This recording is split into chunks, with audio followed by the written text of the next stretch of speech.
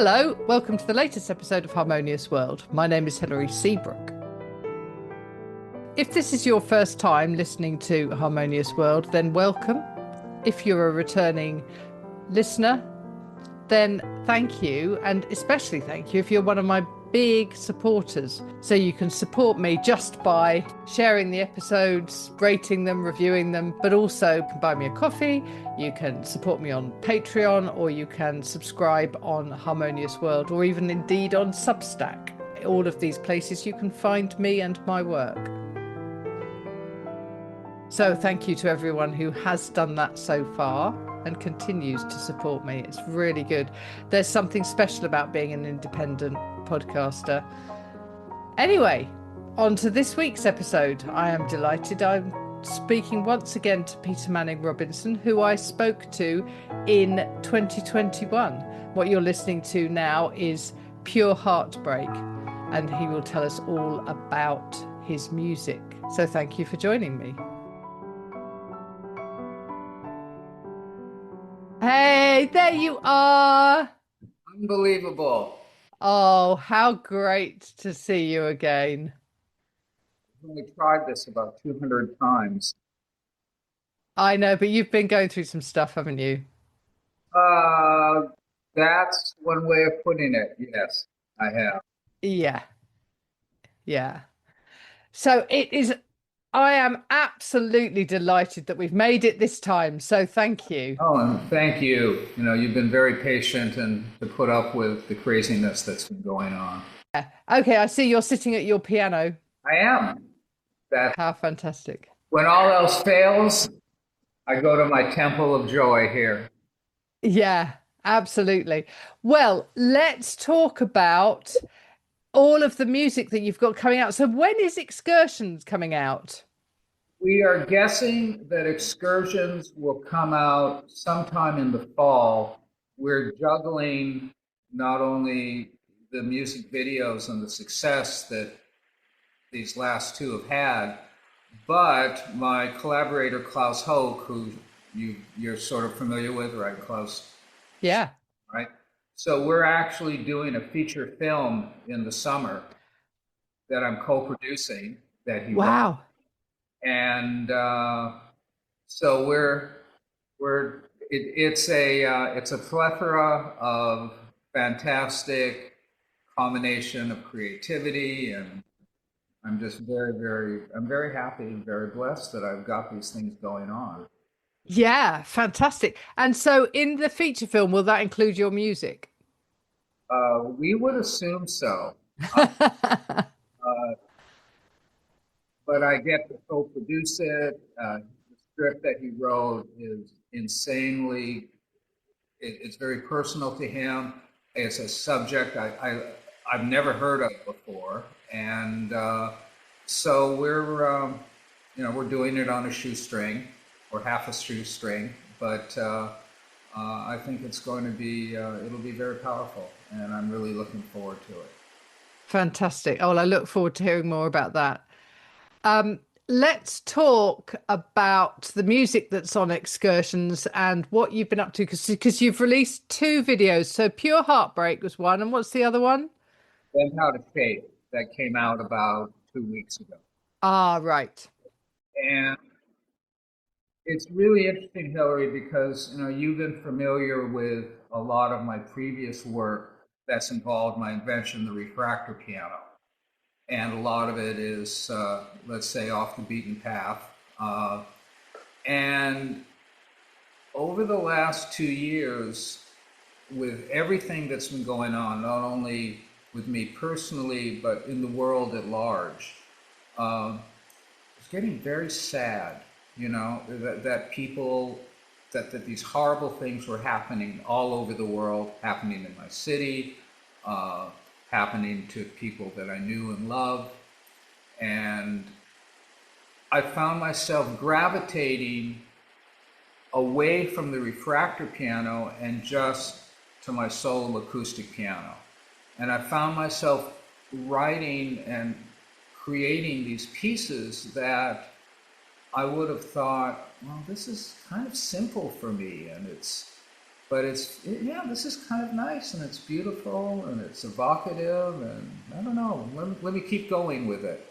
So as I dove deeper into that, uh, it became not only about my experience with the things that were happening, but so many other people's experience. You know, I've gotten to a point where, well, enough people are aware of me that I get comments, and so many of the comments were about these horrible things. I mean, you'd hear from a woman in Afghanistan who is, she's locked in her room and she's singing or this because if anybody hears her, they could slit her throat. And then she would hear my story about my childhood and everything that happened, and then she'd listen to my music, and she says, "Oh my God, and I think I can keep going," and you hear these incredibly poignant, powerful stories, and says, "Okay, I need to tap into this more." And rather than trying to create this music that with my instrument that's never been done before, no, I'm going to be very simple, very direct, and talk about those emotions. That's really exciting. And I like that because our chat before was all about the refractor piano and about what you were doing with that. And I feel like this is sort of getting more into your soul, isn't it? It's just different sides, Yeah. and with the refractor piano, I can immediately create imagery and sounds and approaches that have never been done before, but not necessarily melodic and not necessarily something that people will immediately connect with. And with my solo acoustic piano, I can just go right to them. I mean, I found myself a lot of times people would reach out to me, and I'd end up playing for them either over the phone or maybe over Zoom, or I would send them a piece just because whatever they were going through, I would create that, and a lot of that became the basis for some of these pieces. And there was just an immediacy about it that doesn't necessarily happen with my refractor piano. Because it's more technical and it's not quite as easy. I think I'm not saying that God, I'm not saying that your piano solo piano stuff is easy. I'm not saying I could play it for sure, but it's more direct, isn't it? I can I can immediately connect with somebody's energy or the world's energy in a melodic, clear way and still be me. That it's not trite, it's not imitative, it's none of those things. It's simply another expression that's easier. There's this beautiful story. I'm not sure if you're familiar with the pianist Arthur Rubinstein. Of course, yes. So he was concertizing up until his middle 90s. And I saw an interview with him. It was, I guess, it was one of his last concerts, and it was in Israel. And he was in a little apartment with a little piano. And they were asking him questions. And they said, "Well, Maestro, tell us what you love to play."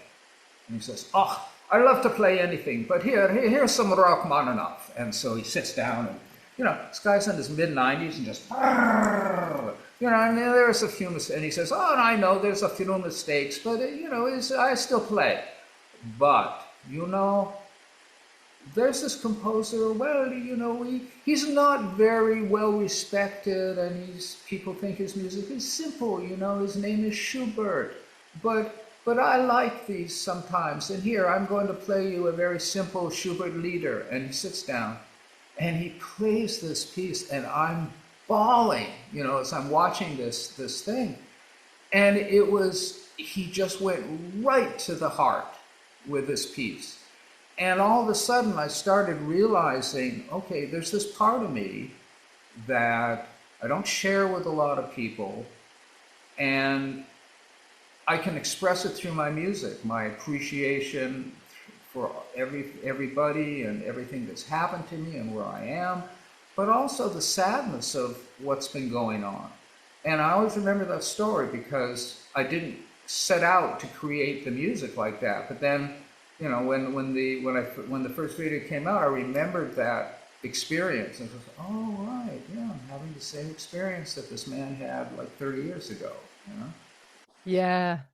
One of the things that I find interesting about your music and about a lot of music that I listen to is that I don't feel the need to put it into a genre box.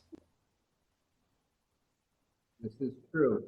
Many, especially with the refractor piano, but even with my solo acoustic, some people may love it, some people may hate it, but they won't say, "Oh, this is No.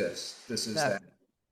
And this has been, you know, I've heard this all my life, but I've been playing since I was 3, and I heard from the age of 3, you're a genius, but you will be famous after you're dead because nobody will understand you, nobody will get it, and that's an ongoing theme, especially now where with the with the streaming algorithms and people.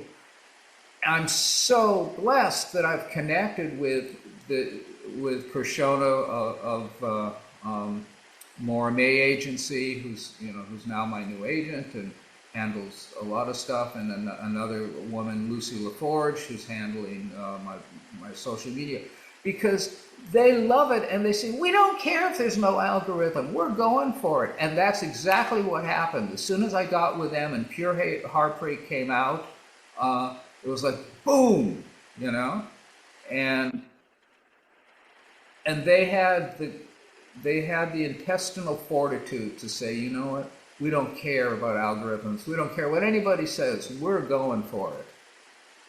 Yeah, and I think the very fact that there are these beautiful videos alongside the music helps people to, because I think while you kind of create pictures in your head when you're listening to music, well, at least I do. I think most people do. I think it's nice when you have somebody else's ideas because you can go, that's not what I imagined. I imagined this or whatever, and it'll take you on a journey. That's exactly how Pure Heartbreak was created by Klaus, because that that piece was written as a reaction to a combination of the fires where so many of us were displaced and the absolute horrific things that went on to cover up what was going on, and then Gaza, and you know, all of these things. And I wrote it as my reaction to that. But Klaus listened to it and he says, no, this is a breakup about two people, you know? And it was also like he had to convince me that I didn't need to be in this video, you know? They can make it, I don't have to play an actor who's going, no, we get we get a real actor, and we get this actress, and we do this breakup, and it's about betrayal and what happens to somebody's heart, you know, and he's just brilliant. And I gotta say, I'm so glad that I was able to help facilitate this feature film because he's just dedicated his life for the last decade to helping me and my music, and you know, when we were before COVID, when we were doing concerts and everything. And I like to give back, Hilary. You know, it's really important. You know, so many people have helped me, and so if I can help them, not just through my music, but for any other way I can do it, it's important. You know, it's bigger than me. Yeah, it really is. And I think that's a very generous way of going through life. And if only everybody was like that. If only. Yeah. Yeah. So you've got the feature film coming up in the summer. You've got excursions coming out sometime, later on in the year. Now I know you well enough to know you're probably working, your brain is probably working on other things as well. What else is going on? So I'm sort of bifurcated in that because I still have to finish the album. I still have a couple more pieces that I'm happy with that I need to finish. Uh, I suspect that a lot of the score, at least as of now, is going to be refractor piano. So once I get the album finished and the pieces selected, then I have to dive deep, as deeply as I've gone into the solo acoustic piano, dive into the refractor piano again. You know, I don't I don't do superficial things, Hilary. You know, you can No. it it takes a long time, for that stew to percolate, when you get just the right combinations of spices and herbs, and then you add the roux and you add this and you add that, it doesn't happen overnight. And so I'm just constantly, oh, well, that's an interesting idea. Well, let me try this. Let me try. Oh, okay, let's record that. And then you record it and you come back the next day. I bet this is great. Oh, that kind of sucks, doesn't it? Okay. But then it points you in another direction. Yeah. Well, that sounds really exciting. And I'm actually really glad that I'm talking to you at this stage in the process because, it sounds like you're on the cusp of really exciting new things. It's, many people contact me and say, I have a block. I don't know what to do. I can't come up with anything. And I have the opposite, which is I never have a block. I'm never, if I live to 800 years old, I'll still only be covering just this minuscule amount of what I want to do. And I'm very fortunate and blessed that I have that. But it does kind of drive you crazy when it's like 3 o'clock in the morning. It's like, oh, cool. Okay, right, let's try that. Yeah, I know exactly what you're talking about. I frequently wake up in the middle of the night and go, "Oh, I know what I'm going to do," and I have to make a note because Yeah. otherwise and then you wake up in the morning and you look at it and you go, "That's a great idea." And in my case, because my handwriting is worse than a physician's, I have to, if I don't get up, then at least I have to dictate it because I will get up and it was like, wait, what does that say? I'm she's little leaky sheriff? You know, the brilliant idea was in the middle of the night. Yeah. I can't talk to you without talking about your vegan cooking because every time you post something on Instagram, I'm like very jealous and want to start cooking that straight away. So, as a fellow vegan, uh, how is that going?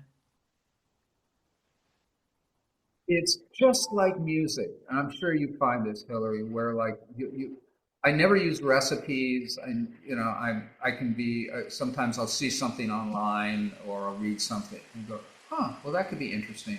But I have no idea how I do anything. Um, Recently, I've been, because I don't know if you've gone through this, but I sometimes I miss the taste of certain things. And fish, I never miss the taste of chicken or meat, but I know because of my experiences in Japan and being taught how to make sushi I miss that. So I became possessed on how I could create vegan plant-based dishes that gave me the taste of fish. I didn't care if it looks like fish, but how do I do that?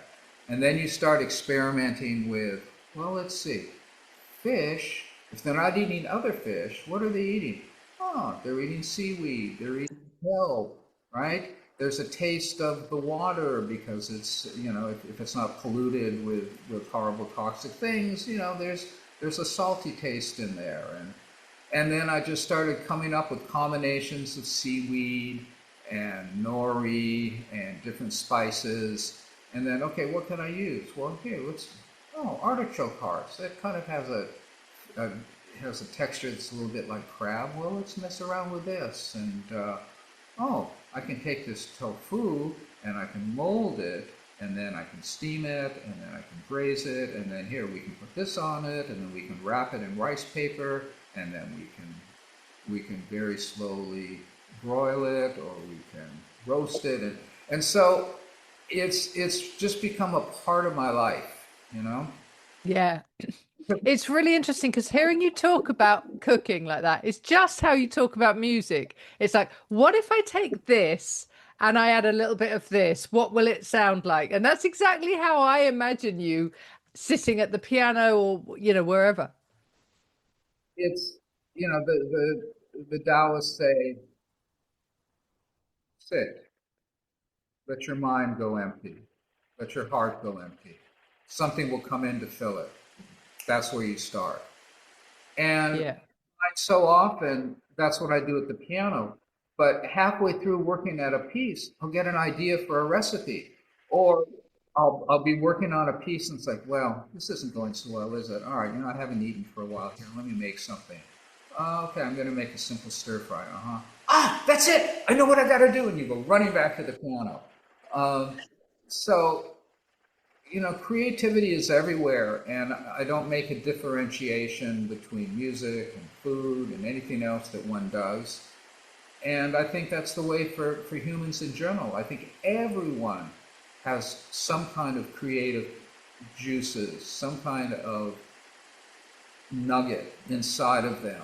And it doesn't matter if it's an art or, it could be, I really know how to hammer. Huh. Well, I know how to do that. Well, maybe I'll make a table. Or, I mean, people just, everyone has this.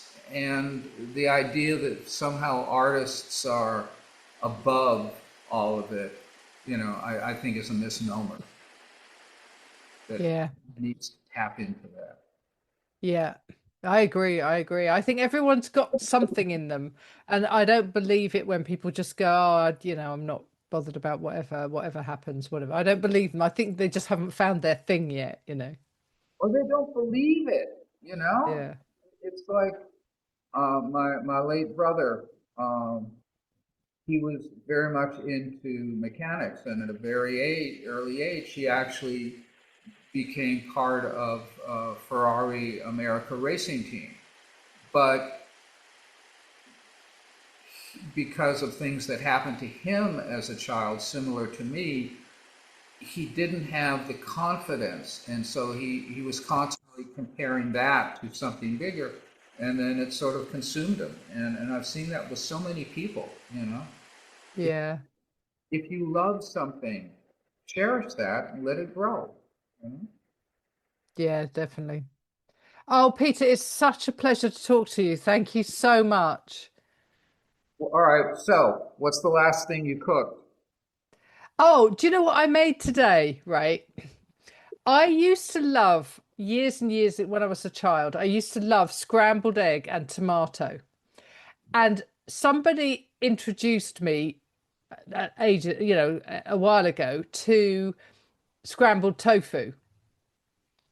And so I was out walking my dog this morning and I thought, do you know what? I'm going to try doing that with. So I put some onion in and honestly, it was the most delicious thing I've ever eaten with a bit of, a few herbs and spices and things like that.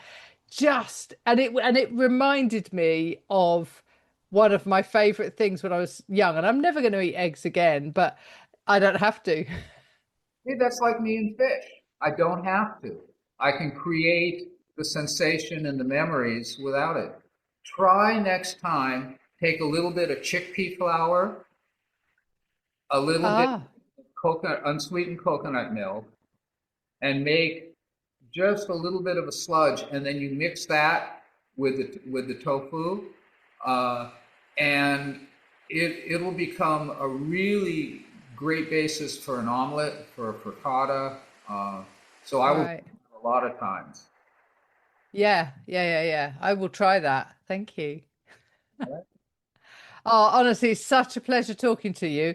And I've been talking for years, about 3 or 4 years, about coming out to the States. And obviously, things are a bit tricky out there at the moment, and we're not in a hurry to come over there. But we like Americans. We just don't like all Americans, if you know what I mean. So, but when I come over, you are definitely on my list of people I want to see. Absolutely, absolutely. Yeah. Fantastic. Thank you so much for your time. It's over for a bit. Yeah, well, that's right.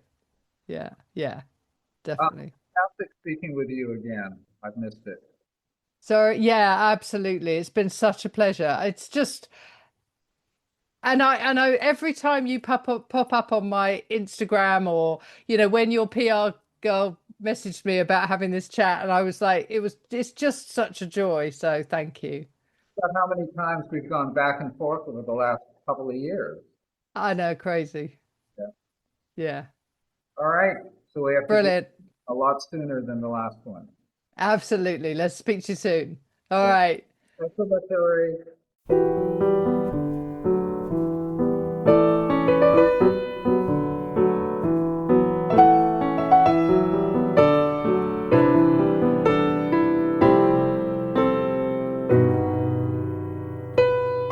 Oh, really, that was such a joy.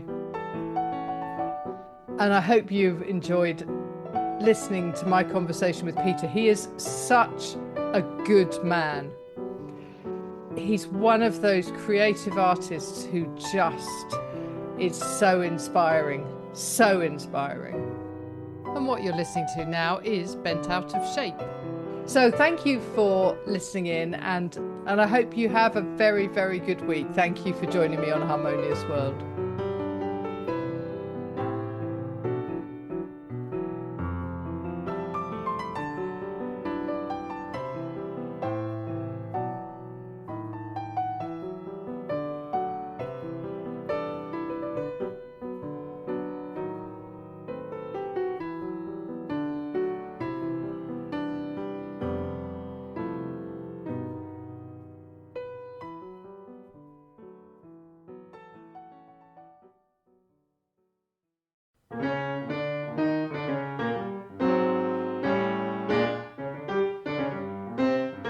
Thank you for listening to the latest episode of Harmonious World. My name is Hilary Seabrook, and it's a great delight to bring this series of discussions with musicians and composers and writers and all sorts of people to you.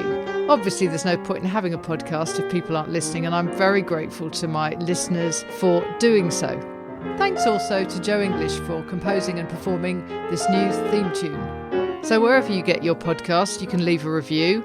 You can share this with your friends and family, either as a link or on social media and that sort of thing. I'd be really grateful for that. Don't forget that you can subscribe now. There's a link wherever you get your podcasts. So have a great week, and please remember why I started this, which is just to try and make the world a little more harmonious. Thanks for listening to Harmonious World.